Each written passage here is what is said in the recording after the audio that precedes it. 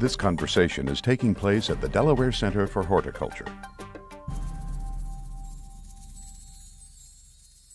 We're at the Delaware Center for Horticulture here on Earth Day, talking with Joan Verplanck, the new president and CEO of the Delaware State Chamber of Commerce, and, truth be told, my boss.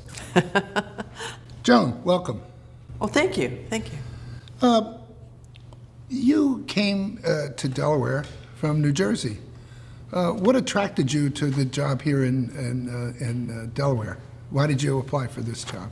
Well, it's interesting. You know, I'm a 33-year career veteran of Chamber of Commerce Management, and I was with the New Jersey Chamber for more than 15 years. And when I left, I had a little aside. I went to commercial real estate.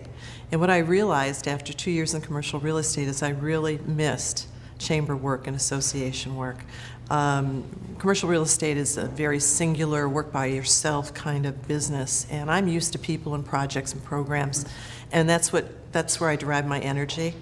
So when a friend of mine told me the job was open, I threw my hat in the ring, and the rest is history, Joe. Thank you. You've been here almost 4 months now. What surprised you in the last 4 months? What didn't you expect that you've found? Well, there are a lot of surprises, as you know, John, that I need not go into here. I guess what surprised me in a really pleasant way is how almost southern the customs of Delaware are. The pace is a little bit slower. The people are inclined to be maybe a little kinder, a little more patient. The demands are a little more attainable. So I don't mean to suggest that it's a retirement village, but it is distinctly different. And I love the history of it. I lived in Boston for a while and loved it there, and then moved from there to Rhode Island. So I like this part of the country. You're a chamber pro, okay? You've been at, I think, 4 different chambers, 5.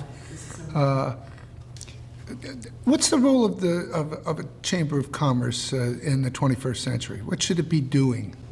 Well, it gets harder and harder because there's been a proliferation of professional associations. So, you know, the chamber used to be the single voice of business for all industries. And now, of course, you've got associations for mushroom growers and, you know, paint manufacturers and all the rest of it. But really, the primary goal of the state chamber is to be the voice of business. And that is both to negotiate on behalf of business with the legislature and promote ideas to the legislature that would make it easier and more profitable for Delaware's businesses. You've been making the rounds with business and political leaders. Has anything about the political leaders struck you as different from New Jersey or Rhode Island and the other places that you've been?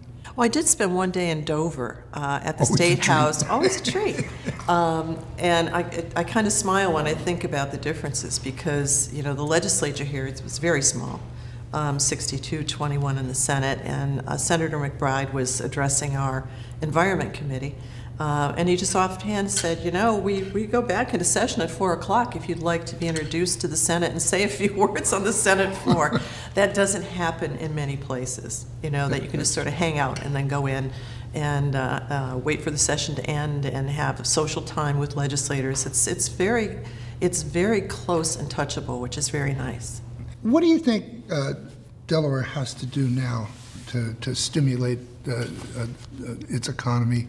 Is there anything that's on your horizon that you'd like to see Delaware do to get business going again? Well, to preface my answer, I'd like to also point out that we benefit largely from philanthropy in this state. It is such a gift. Without that philanthropy, I'm not quite sure where Delaware would be. I don't think there's any real silver bullet for where the state has to go. I'm disappointed in what happened with the port. That obviously sends up signals that go beyond our borders about whether Delaware is really serious about business. But, you know, we have the advantage of being a captive state. We have the advantage of explain that. Having all the corporations here incorporated here that don't actually live here. And so our Chancery Court is a tremendous, you know, plus for Delaware.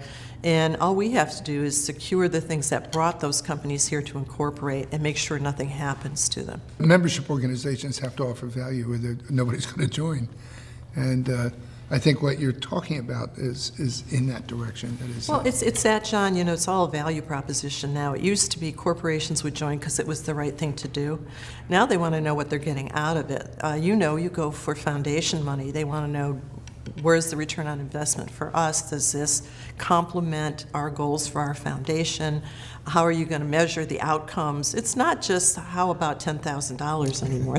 It would be a beautiful thing if that were the case, but it's not. those days are gone. Those days are gone. And I think, you know, really clearly, for me, it's going to be engaging the local chambers, because we really need a unified voice of business. I think that's really important for, you know, if there's one particular thing we need to get done, we all have to be on the same page. So I'm already doing that outreach, and hopefully there'll be, you know, more on that later.